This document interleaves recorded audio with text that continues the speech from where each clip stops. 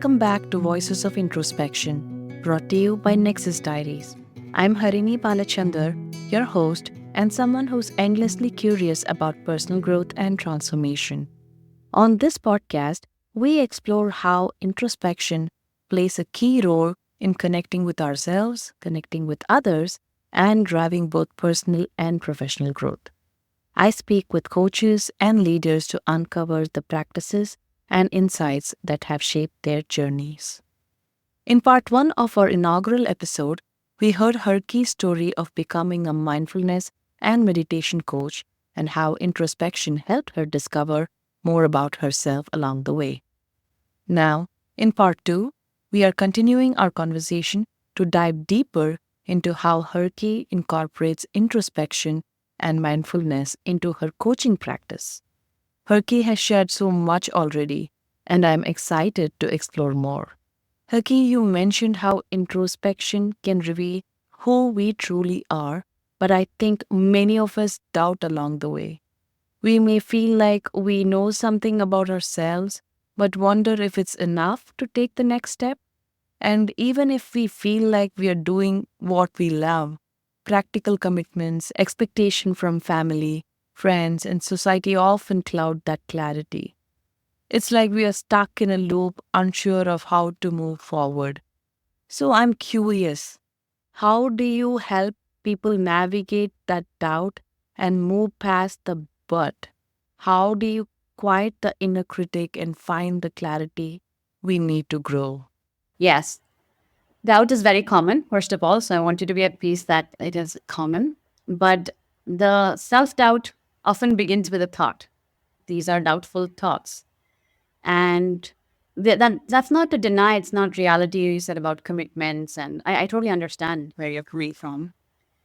However, the word but, I would say replace it with and. So there are so many things, but I want to do it, right? When you use but, you get into a powerless states. And to be in a more empowered state, you use the word and. So I have to take care of my family. So that way I'm validating and not denying my experience, that what is true for me. And I can take out X number of time. And that you have the power. You can take 10 minutes, you can take 1 hour for your business or whatever it is that you wish to pursue. And what again happens is that when you say that, the maybe another there's let me ask you, what do you think when you have this and you can take out some time? How do you feel, or what are your further thoughts? Tell me. Oh, wow. Okay, that definitely shifts the perspective a bit. So it's like if I want to do this and that, I need the right support. But if I can't instantly identify someone who can help, I start feeling dejected like, how do I even ask for support? How do I take things to the next level without upsetting anyone or risking relationships, but still wanting to move forward? It makes me wonder, do I have what it takes to handle everything? Right. Okay, good. So, because we go into the all or nothing thinking, when you make your and you when you get into an empowered state, like I said, you can go with the tiniest step that's possible for you, right? So it's not overwhelming, something that's achievable. So when you change your narrative from how to I choose to, how often, although how is a good question, how do I go about this? What do I do? It should come much later because how adds to a lot of confusion and doubt. Before we even are ready to move on, the how puts us in a free state, puts us in a state to not even begin, or especially if we are recovering perfectionists, it's even harder because I don't know how to. I used to have that too, but how do I network? Oh my god! And I don't even this. My social battery is very limited. But who do I ask? How do I go about it? And how will it ever happen? And how will I even manage the children? So that how make that the who you become is more important than the how you go about.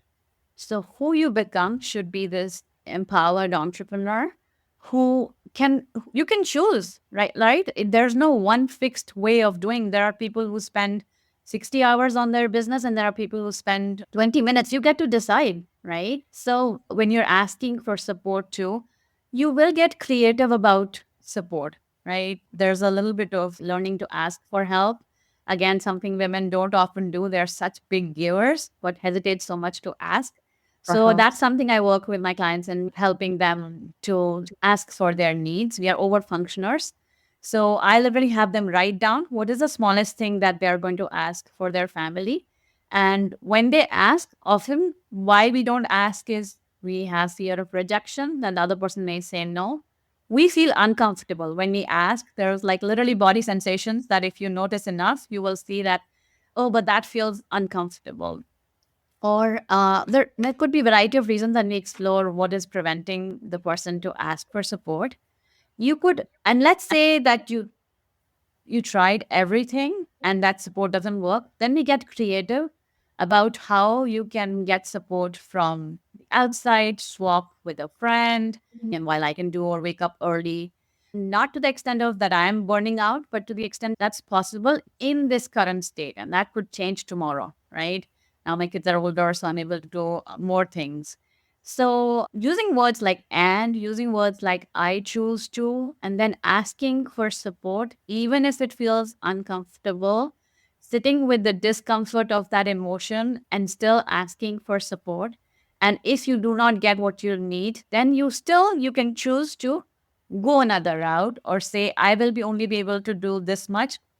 And the rest of the family has to, like, I don't know, like load the dishwasher or do this much. So it's based on this person's situation. But overall, the more we feel like, oh, there's so much and we drown in overwhelm, the more confused you will get. So be very firm that yes, you can. And today, this is what's possible for you.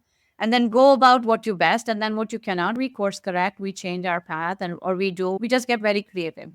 But take the tiniest step possible. And that's where the week by week coaching, it helps to be accountable. So we discuss, oh, so this week you were supposed to ask your family members for support. What happened? And then the person will bring up, oh, nobody helped me, or I didn't ask, or I asked and they said no. And then we bring up everything that's coming up and work through it step by step to build up enough so that your needs matter too. I have to say it again, your needs matter too. That's beautiful. Yes, and I think that's a great segue into the next question I had for you. What's the most common challenge a client comes to you with? And what do they look to you for support with? Is it the self doubt we just talked about, or is it something else?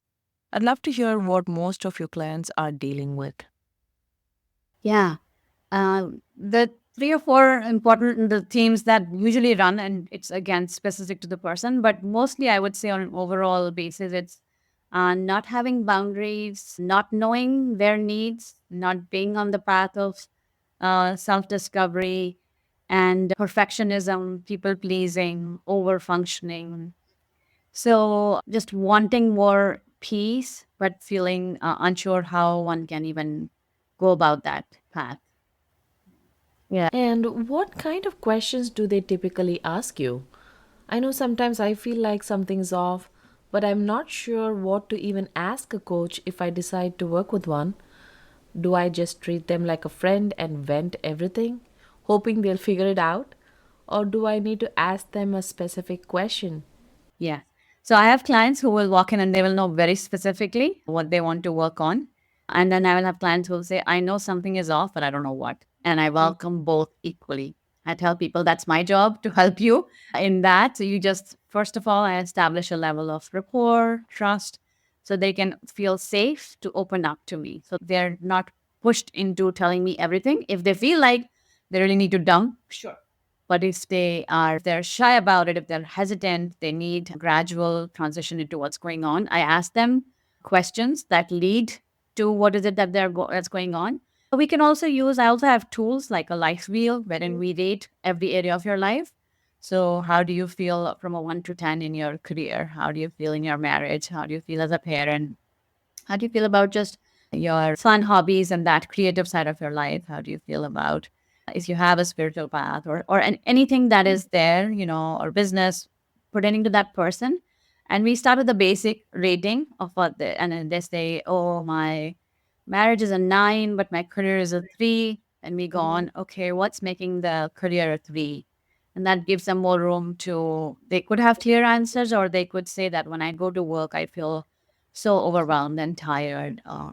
Or they could say that they feel they don't know what's going on, or they have a boss that's really toxic. And so either we figure out what's going on, and then we find out where is it that they wish to be. So taking stock, like you go to the doctor and you go to the urgent care, or sometimes you can say my throat is paining and I have these symptoms, and or sometimes you go and you say, oh, overall I'm feeling very exhausted and I don't know what's going on, right? So they ask you a series of questions to find out, right? And Mm-hmm. then we find out where they wish to be. So some people are again very clear on where they wish to be, and some people are like, I just know that I want to feel better. I don't want to be this, or I want more calm in my life. I want to be able to pursue something, or whatever it is that they wish. So we decide on this is where you are, and this is where you wish to be. And then we have almost like a prescribed path of how we will get. I usually work in a 4-month container. Everyone is different. And so we get from point A to point B. This gives me and the client enough time to work on whatever that is they wish to achieve and whatever comes up. So much comes up. So I'm just reminded as we are talking about two clients, one who wanted to lose weight, and it was all about, I want to drop this many pounds. And while we were on that journey, so sometimes even people who think they know what they want, in between, they will realize that it was all about them, their body image, the shaming, the not being at peace with who they are, such that even if they achieve the outcome, they're not sure if they're going to be accepting of themselves. So they found out that even though they thought that this was the goal, and it's okay to get to that goal, however, the root cause was that they had so much of self loathing or not accepting who they are. And we work holistically to help them achieve that so that they have that for a lifetime. And one lady, she told me about the frustration and anger that she feels, and she's so ashamed about it. Mm. And so I let her express herself about what is her unmet need. The anger that's arising, I am not going to demonize that anger, right? It's an emotion that's arising, and there is no healthy outlet for her.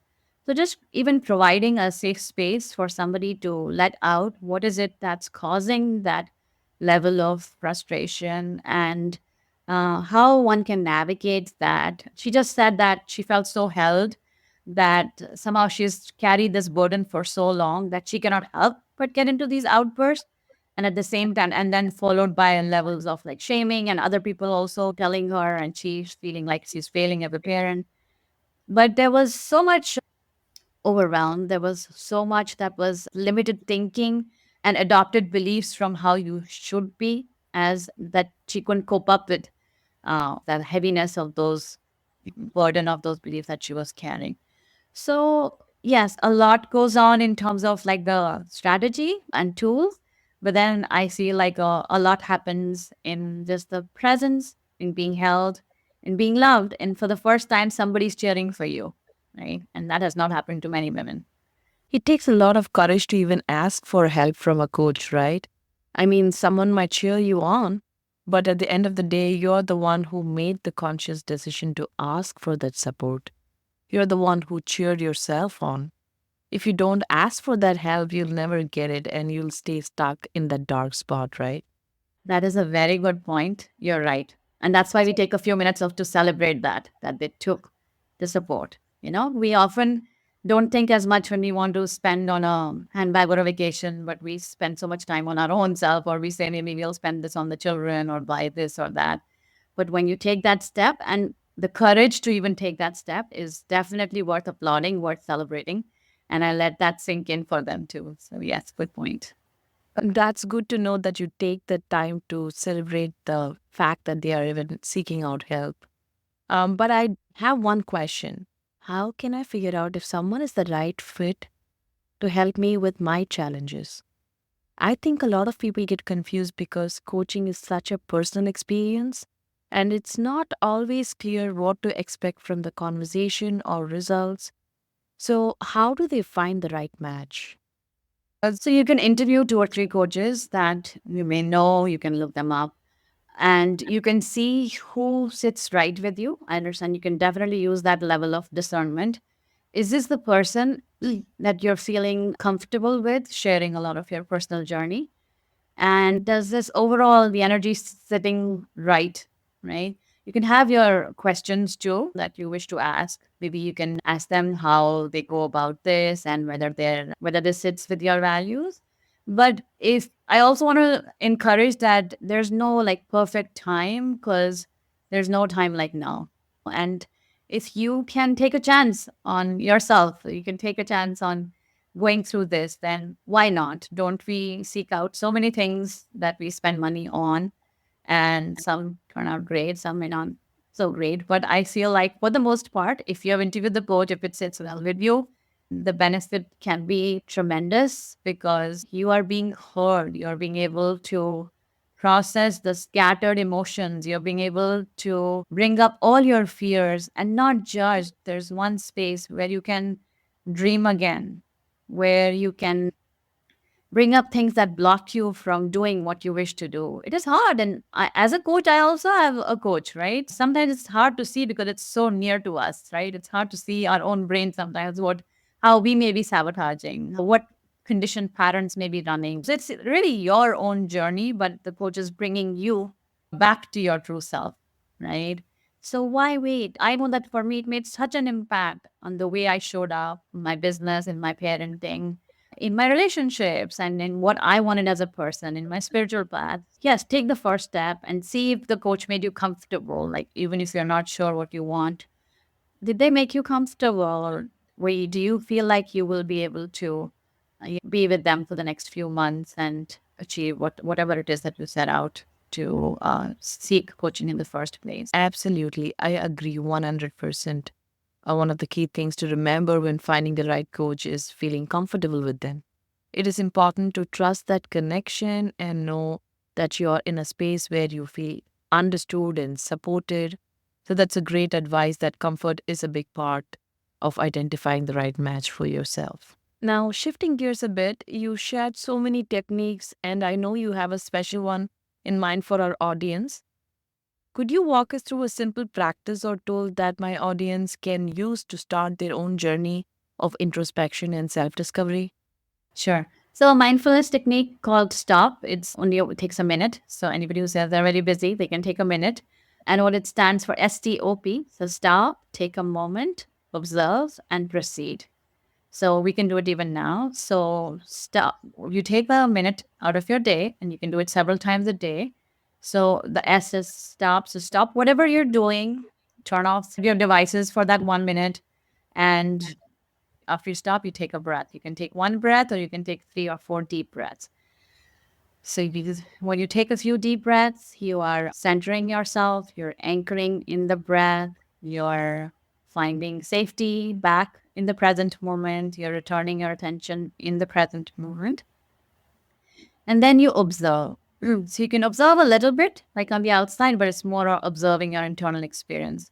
When you close your eyes, you observe, and it may be the first time that you observe in the day that, oh, you have a lingering headache, or your chest is pounding, or your belly feels funny, or your leg is achy. And it's not always what's going wrong. It could also be that, oh, there's this sense of calm, or a sense of expansiveness, right? So you're doing a check in with yourself. So you're observing what's going on. And it sounds very simplistic, but it's very powerful because you acknowledge your internal experience. The more attuned, the more in touch you are with your internal experience, the more you will not seek the external to ease your discomfort.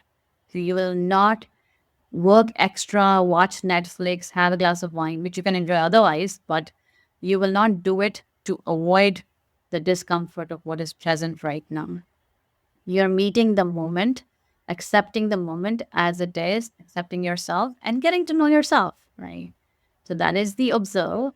And then P is proceed. So you can proceed once you notice The proceed could be just simply proceed, go back to your email, or the proceed could be, I simple thing that I noticed that I have not gone to the restroom, or I need to eat a snack. I'm hungry. You're attuning with the signals of the body, or I could sure use a friend to talk to.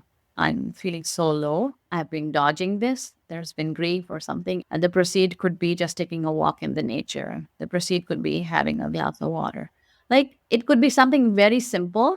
And the best part is that you initially, it may, take time, but eventually you will know, you will almost get an answer internally, intuitively, how you wish to proceed. So there's a element of self-compassion, mindfulness, everything that self-awareness that comes into this. And it's very simple practice. And I used to do it even in my corporate job. I would take, and many times I would just take a walk around and come back in like 2 minutes. And sometimes I realized that, oh my God, yes, I just needed, before I answer this email, I need to take a breath.